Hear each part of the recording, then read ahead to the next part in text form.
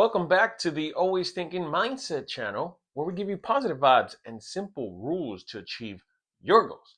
Now, in today's video, we're going to speak on 3 reasons why you should be investing in for the long term. Now, if you get value from today's video, you can give it a thumbs up. It does help the algorithm. No subscription necessary.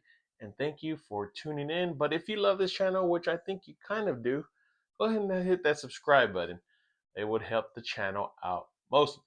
Now, with that being said, if you're watching this channel or if you watch any of my videos, that means you're an investor, right? You want to make money, you want to know how to manage money, but on top of that, you want to learn how to invest.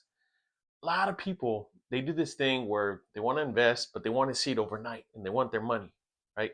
And I don't want to hit anybody that owns Bitcoin, but that's how Bitcoin is, right? You want to hold and then get really high and sell it. And that's, for me, that doesn't work. That's not realistic. That's not pragmatic.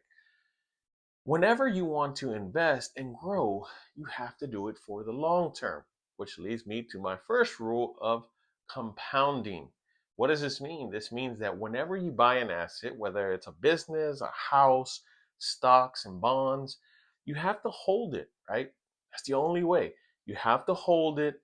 I mean, there's other ways where you buy, sell, buy, sell, buy, sell, and that's more of a trader option. But the thing is, if you're actually looking to go for the long term, you have to hold it, let it appreciate with time.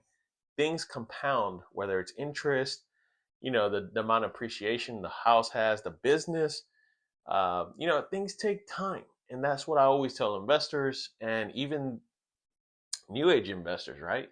They're looking for the simple hack or the simple fix, and there is no simple magic bullet out there.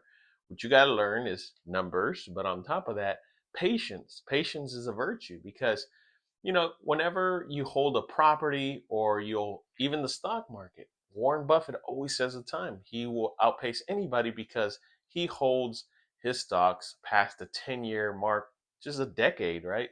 He's not looking for an easy cash out fix. But at the same time, compounding is usually the best form of having a major return on any investment you have out there, regardless, even a car. The fact that you hold it and it's a classic, that goes up in value and that can build you serious wealth. This leads me to my second rule of paying less taxes. How do you pay less taxes? Well, the only way the government, and I don't want the government watching me on this. Hey, give it a thumbs up, government. The thing is, whenever you buy something and you hold it, you haven't sold anything yet, right? So the moment you sell, you'll have to pay taxes on it. And like I said, just a disclaimer, I'm not here for any tax advice or anything. Please consult with your own professional on that. But whenever you sell something, you're going to have to pay taxes on that. And the fact that whether you buy real estate, a business, art gallery, right? You didn't make anything off of it. You're just holding it for appreciation. The moment you sell it, you're going to have to pay taxes on that. So, whenever you invest in something and hold it for the long term, you're not paying taxes for that duration or shouldn't pay taxes for that duration. Same thing with stocks, right? That's all it is kicking the can down the future self of, appreciation, and you're not paying taxes until you take it out or until you sell it. And when I always say that, like, people get mixed up between, well, I'm never going to pay taxes. No, you're going to pay taxes. It's just when you're going to pay taxes, in the front, in the middle, or the back end. And the way it works is that, because you're paying less taxes, that's more money for you to keep, right? You have an asset, you're able to utilize that asset, and usually comes with some depreciation costs, tax incentives, and especially if you're a high income earner. But what I'm saying is you pay less taxes in general because you're buying to hold. You're not buying to resell, right? And that in itself will save you a couple of dollars, $100, or even thousands of dollars for you to just keep reinvesting that money. And which leads me to my last and final rule of investing in the long term: build. What does build mean? Nothing comes overnight. The saying is, what comes easy won't last long, and what lasts long won't come easy. So if you're looking to invest and have this silver bullet and it's going to happen overnight, and you know, let's be a little bit more practical on it. You're never going to build anything, especially if you keep selling stuff, right? Because The way investors work, they want to buy something that makes them money. It's that simple, right? Buy low, sell high. We all know these simple principles. The thing is, you have to own the asset, right, to get any incentives, whether it's tax wise or profit. When you work for the long term of stuff, you're able to build your empire, and it takes time, right? Name any billionaire.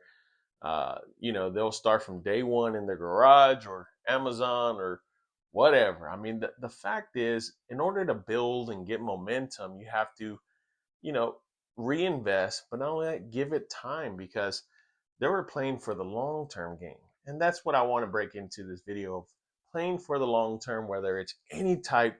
I don't know about Bitcoin, keep picking on Bitcoin, but at the same time, real estate, any assets, classic cars. I mean, you name it, whatever is your niche. Whenever you invest, um, you have to play for the long term in order to get any great value from it, and you will, It just takes time. Same thing with me with my houses. I'm in real estate, and at the same time, personal finance. But if that is today's channel. If you like today's video, give it a thumbs up. It does help the algorithm. And if you love this channel, check out my other channels. We speak on other stuff, personal finance, real estate, personal growth, you name it. You're able to scroll the little phone of yours. Give me a thumbs up. Like I said, you don't have to subscribe, but I hope you do.